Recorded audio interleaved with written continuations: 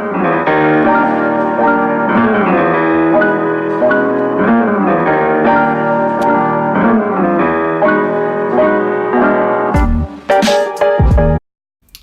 guys, how you doing? This is the Armchair Quarterback. I am Isaac Cruz.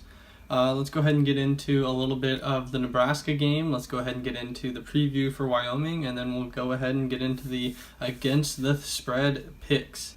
Nebraska. Now, three things that I liked from Nebraska. First half defense, we will forget that the second half even existed. So first half defense, wide receivers, and our offensive line. Let's go ahead and get into our first half defense. The defensive line was one thing that I said that we should be looking out for against Nebraska. And the defensive line, I think, played pretty well. Let's go ahead and take a look at how the defensive line did. So let's go ahead and look at a couple of these sacks. I believe this one is Jonah Moy right here. And he comes through, and this was the one where they thought Tanner Lee might be down. But, he just comes through. It was a late rush. He comes through the middle and is able to take Tanner Lee down. So there's one really good example of our defense. Let's go ahead and look at Troy Dye's other big play that he had. Here's a sack. And he's a late rusher. He comes through. It's a delayed blitz. But he comes through, and he's able to get through the offensive line and bring down Tanner Lee. I thought Dye did a really good job of doing that. Let's go ahead and look at these turnovers. Now, this game against Nebraska was really the Thomas Graham coming out party. He's a true freshman from California, 4-star guy. But he did a really good job today on 3 different occasions. Now, we'll go ahead and look at those 3 occasions right here. But as you can see right here, Thomas Graham in coverage, and he just picks it off. I mean, that was thrown straight to Thomas Graham. From where I was watching, when he threw the ball, and Thomas Graham picked it off, it was one of those things where I thought there might be a penalty or a flag or something like that, because it was literally straight to Thomas Graham. Tanner Lee had no business throwing that ball, but Thomas Graham able to be there and pick the ball off. Now let's go ahead and look at this second pick by Thomas Graham. Yeah, it looks like on their tight end, and he's able to just shadow the tight end the entire route, and they're playing zone coverage, and he's able to just step in front of this tight end and telegraph the pass, and able to do a really good job of stepping in. He knows the ball's coming, so he baits Tanner Lee a little bit, and then he knows he has the athleticism to step in front of that pass and pick off Tanner Lee before the ball can get to the tight end. Now let's go ahead and look at this third thing that I thought that Thomas Graham did really well. Now Thomas Graham is at the top of the screen right here in coverage, and this was the first pass of Tanner Lee's day. And so Tanner Lee throws the ball, Thomas Graham's in coverage, Pearsonell is able to get some hands on it, but Thomas Graham's able to knock it away and does a really good job of it. But not only does he knock it away, but he knocks it up. So that way, Tyree Robinson can go over and grab the ball and forces the turnover. So really, that was all Thomas Graham doing the work there. Tyree Robinson just in the right place at the right time, playing good defense. But those are the 3 things from Thomas Graham that I took exception to that were pretty good. Okay, let's move into the wide receivers. Now, the wide receivers did a really good job today because Justin Herbert did a really good job. Let's go ahead and look at the first touchdown of the day, Brendan Schooler. Let's see, it looks like just a plain go route, and Herbert's able to find him in single coverage. Brendan Schooler goes up and reaches over the defender to make the grab. Now, remember, this is a guy that has been playing offense for like a number of weeks. Like, this guy was on defense all last year, but he's able to go up over the defender and make the catch. Like, that's a pretty incredible job right there from Brendan Schooler. Now, Johnny Johnson is one of the guys that is starting. It kind of surprised people, but our wide receivers are pretty shallow depth. So Johnny Johnson right here. Herbert looks deep, finds Johnny Johnson, looks like another go route, and Johnny Johnson completely lays out for this catch. Like, that's an incredible job. This is a young guy. You can't ask for much more than that. Just great athleticism being shown. Now let's go ahead and look at this Dylan Mitchell touchdown. Now, Dylan Mitchell's a guy that I've had my eye on for a couple of years. I thought he could have made an impact last year, but he didn't. So this year, he's going to be one of the guys. On this play, finds the right spot in their zone defense. Herbert's able to find him right there in the end zone. I thought he did a really good job of getting to the holes in the defense. And there's just another good route by a wide receiver. Okay, so the third thing that we are going to get into is the offensive line. Now, you guys have seen the offensive line in the past couple clips that I've played. I don't remember Justin Herbert being under pressure at all that entire game. I thought the offensive line did a great job giving him the time that he needed. But let's go ahead and look at the offensive line in a couple of these run plays. Okay, so on this play we have a Royce Freeman run. It's almost something that we saw a lot last year with Helfrich. I know Helfrich and Kelly love to run this play.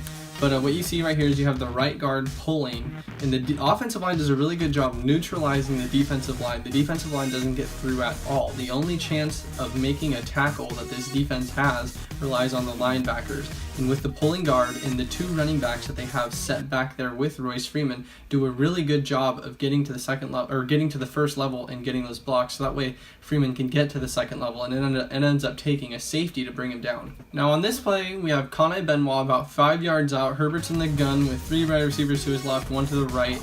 The offensive line has to do a really good job blocking because they're going to run the ball. They have to do a really good job blocking because without them, there's no one else. The receivers are all to the right, there's 1 to the left. There's only the lone back in the backfield with Herbert. So the offensive line has to do well on this play.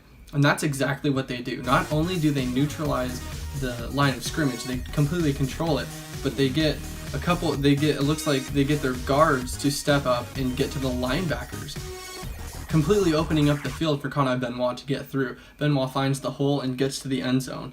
Again, offensive line doing a really good job controlling the line of scrimmage on that play. Okay, now going into Wyoming. Wyoming's got this quarterback, Josh Allen. He's supposed to be pretty good. They say he would have gone top 10, top 15 in the NFL draft last year had he chosen to go into the draft, but he decided to come back to Wyoming. He is a big guy. He's the prototypical NFL quarterback. He hasn't looked terrific so far this year, and coming into a defense in Oregon that already has 6 turnovers on the year, and a defense that's looking up, doing really well with Jim Leavitt, I think that he's going to struggle a little bit with the defense that we bring to him. But I think that this defense is going to be a little bit too much for him. I think they're going to pressure him, and I think they'll end up getting a couple turnovers if they are able to do what they want to do. Go ahead and look for the defensive line to bring pressure on Wyoming, and go ahead and look for the defensive secondary to create some more turnovers. There's already been a lot of turnovers this year, but go ahead and look for the defense to create even more turnovers in this game, and for the defensive line to get some penetration into the backfield to force Josh Allen into making some decisions he doesn't necessarily want to make. Okay, let's get into our against the spread picks. Wait, hear that? There we go. Undefeated on the week. I called it. I didn't really call it, but I kind of called it. I didn't lose. I'm 2-0-1. Let's see if we can keep this undefeated streak going. For the first pick, we will look at Oregon and Wyoming. Oregon is a 14-point favorite. It's in Laramie, so it's always hard to see how teams are going to play with that higher elevation.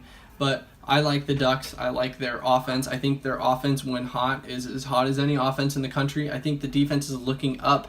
I think we have the athletes that when going against these lower schools, we're able to impose our will on them. So I'll go ahead and take the Ducks minus 14 in this game.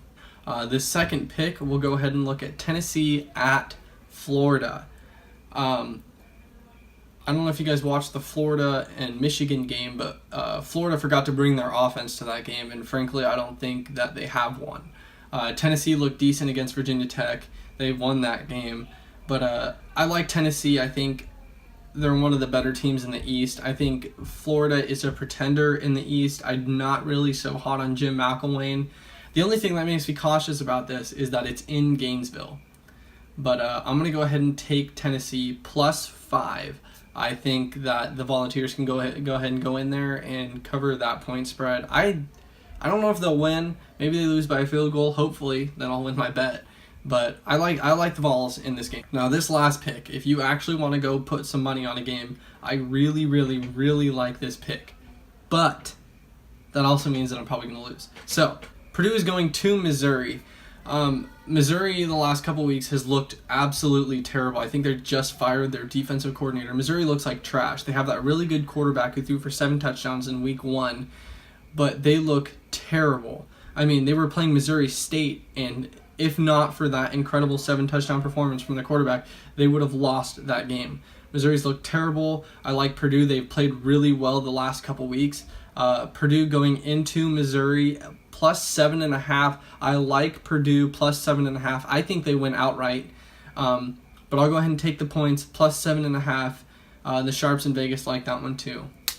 Okay, guys, thank you for watching. This has been the Armchair Quarterback. I'm Isaac Cruz. Go ahead and leave any questions, comments, or anything that you got below. Like the video if you feel like it, but go ahead. I'll have another video up next week. Thank you for watching.